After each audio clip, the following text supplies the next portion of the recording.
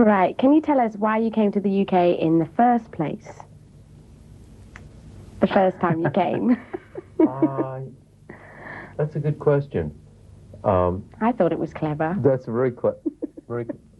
You sure you read that right? Yes. I did, yeah. Yeah. We had a couple albums out in America, and they were what are known as bombs, duds, losers in the States. And so out of desperation, we decided to come to England. We'd always been Anglophiles. Mm-hmm. I think that's what we were. Weren't we Anglophiles? At the time, we were Anglophiles. Anglophiles. Anglophiles. We have a real fetish for Angos.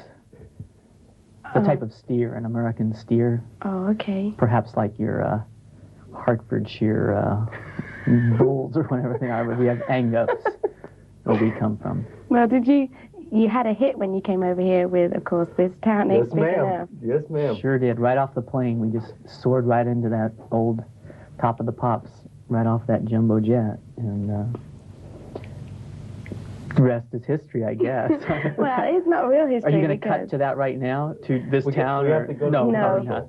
No, you don't have to go anywhere. Oh. Please In the stay. States, see, in the States, they always cut to Yeah. commercials, and I guess that's a lot less in Europe. And now a word from Purina Dog Chow. Is your dog looking a little bit sick today?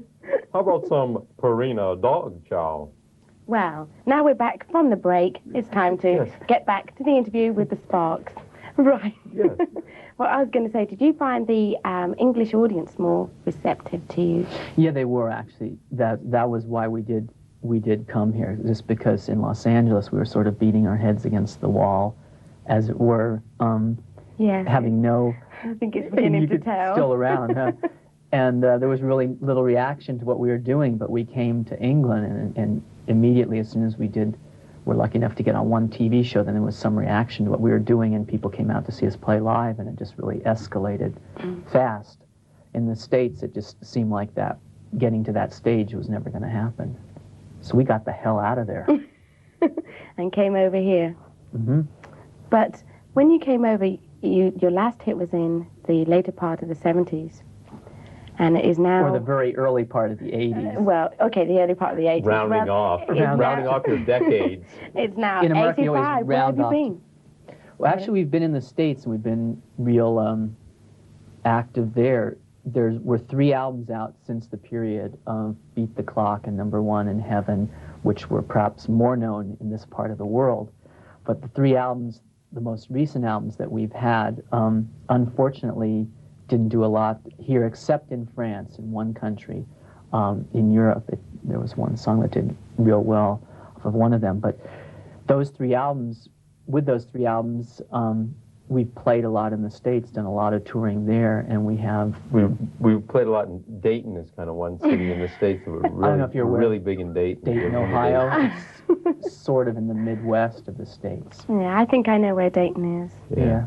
And Los Angeles. Did you like Dayton, Ohio? I love Dayton. You did? Dayton's Yeah. very beautiful. It's along the coast, and they have it's like one of the most beautiful bays, right in the Bay of Dayton. It's really beautiful.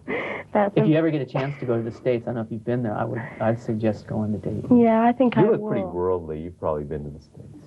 Well, I probably would go to Dayton, Ohio, for anywhere. Yeah. If there's anywhere to Don't go. miss it. I won't miss it. They have like lovely turquoise that they sell in Dayton too. It's Oh, that's one a thing they lovely sell. watch. Let me see. Watch that I picked up in Dayton. Oh. So, You anyway. can get picked up quite a lot in Dayton, actually. Yeah, so I I've know. heard. Russell is well aware of that.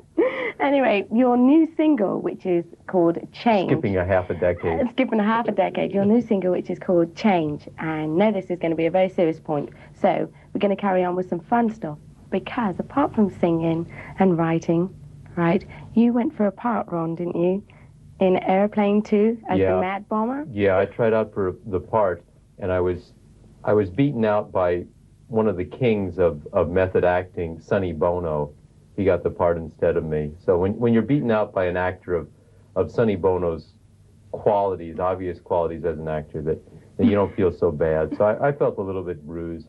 Well, you must feel good about this. What do you think of this? I haven't read this. I haven't read this before. What is this? What is this?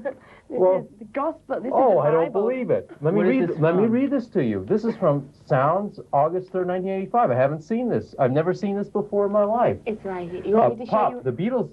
Maybe I should have somebody else read it because Julie should read it. You want me to read it? Oh yeah, that's much too flattering. I think Julie should read it. Okay. It would sound a bit crass read if you were to read that. Right. It's an article written by Andy Hurt, and it's this paper is very, very big here. And it says, I am one of the 2 people in the entire solar system who considers Ron Mael to be a better songwriter than either Lennon or McCartney. I hereby declare myself clinically insane and therefore incapable of passing judgment on such frippery. So what did you think of that? Yeah, it's true. It's true? Yeah. Actually, I think he went a little bit over the top in saying that I'm a better songwriter than Lennon or McCartney. George Harrison, probably, but not Lennon or McCartney. Well, hopefully will we be able to see how fantastic you are on a new video, maybe. Listen, I'm such a good songwriter, I don't even have to bother with videos. You don't show videos on this show, do you? Yes, we do. Frankly, haven't you heard the video revolution is over? Oh, really? For the Sparks? You know what's hip? Music papers. That's what's hip. It's the wave of the future. There's going to be a lot of bands not doing videos and just relying on music press to kind of thrust them along. Why do you think that is? Because this only costs 50p and a video costs 25,000 pounds. We could buy off a bunch of journalists and get this kind of press and probably get better exposure just through this means.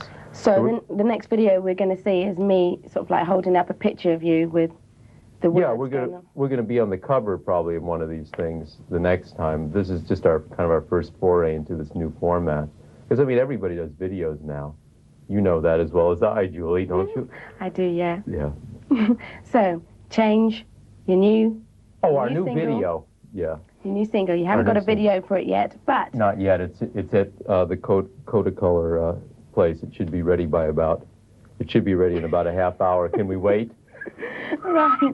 Well, we hope to see the Sparks on video very, very soon. But first, we're going to share some of the highlights of your 1975 British tour. Yes. Do you remember that? Yes. It seemed like only yesterday. People always ask us whether we enjoyed it when people come on stage and rub their greasy fingers through our hair, and the answer is yes. The answer is yes. Well, we're going to take a look at it now.